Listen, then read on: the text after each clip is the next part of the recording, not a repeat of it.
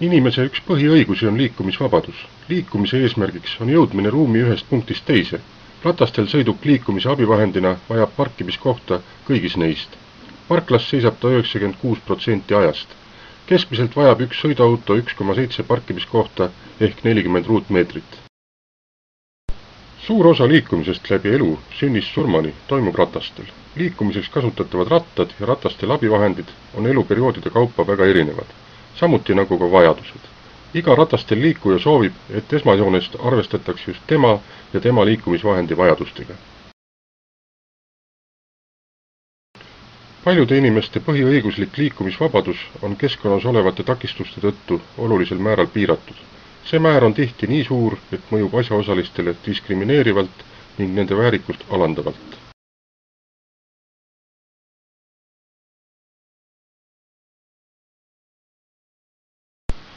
Välisruum algab hoonest väljumisega ning lõpeb sihtkohas hoonesse sisenemisega.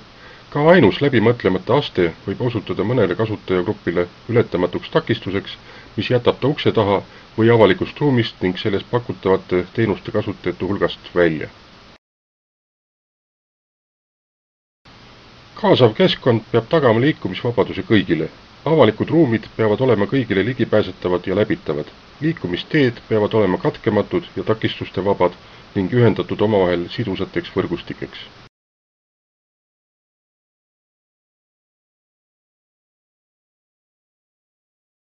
Üldkasutatavad ehitised linnalikus avalikus välisruumis on nii need rajatised, mille kaudu inimesed pääsevad avalikesse hoonetesse ja neile vajalike teenuste juurde, kui ka tänavad, väljakud, haljasalad ja mänguväljakud.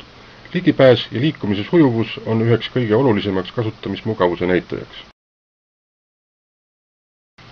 Peaaegu kõigi maailma linnade ühiseks jooneks on see, et linna kasutajate, seega inimeste ja nende vajadustega ei arvestata piisavalt.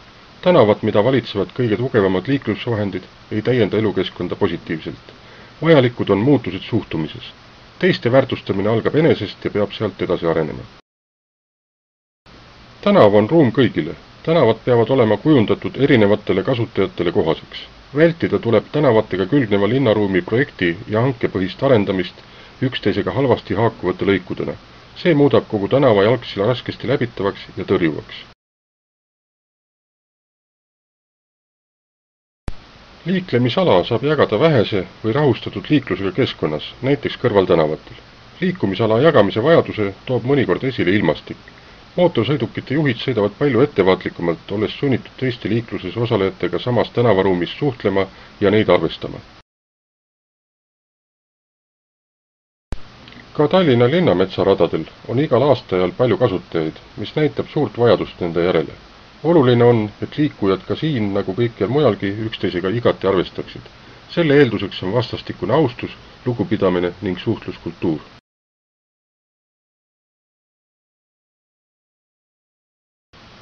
Suhtumisega on otseselt seotud ka elukeskkonna hooldamise ja korrashoiuga seonduv. Väheks jääb vaid ehitamisest ja valmimisest, et saavutada kõigile ligipääsetav ja mugav lahendus. Kui talvisel ajal Inva parkimisplatsile lund ladustada, siis ei ole võimalik seda eesmärgipäraselt kasutada.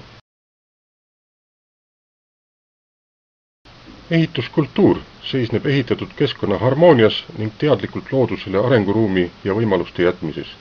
Linnalik ja looduslik miljöö peavad olema tasakaalustatud. Nii võib ka linna liikumisaladel olla palju erinevaid kasutajaid.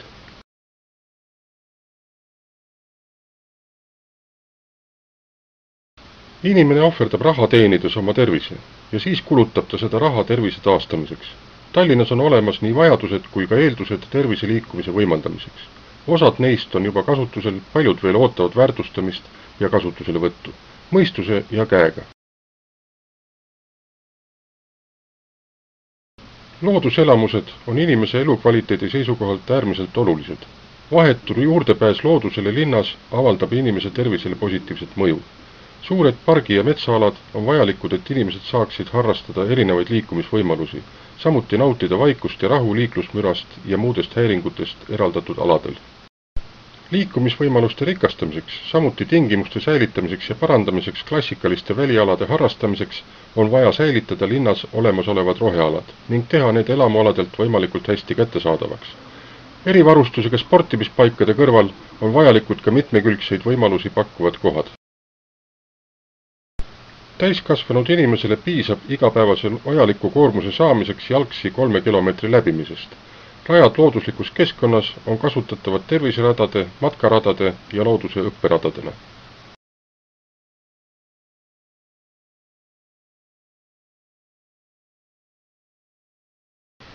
Seda, kui ulatuslikult on võimalik liikumisteid looduses ja maastikus takistuste vabaks muuta, määravad ka majanduslikud võimalused nende rajamiseks ja hooldamiseks.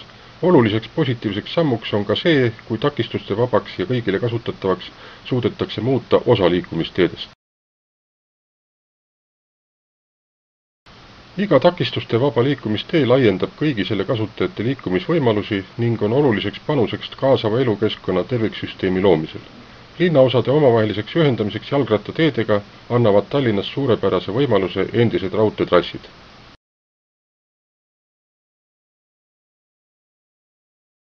Keskkonna säästmise huvides on vajalik mõjutada sõidukiliigi valikut, soodustades auto kasutamisele alternatiivseid liiklemisviise.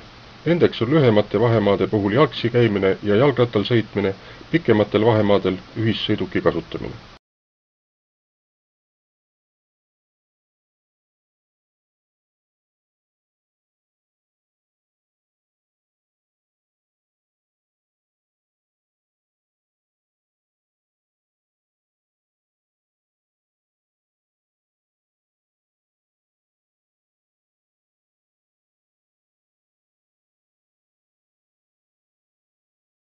Peatselt valmib kaasava elukeskkonna kujundamise juhendmaterjal ja Tallinn liigub siiski.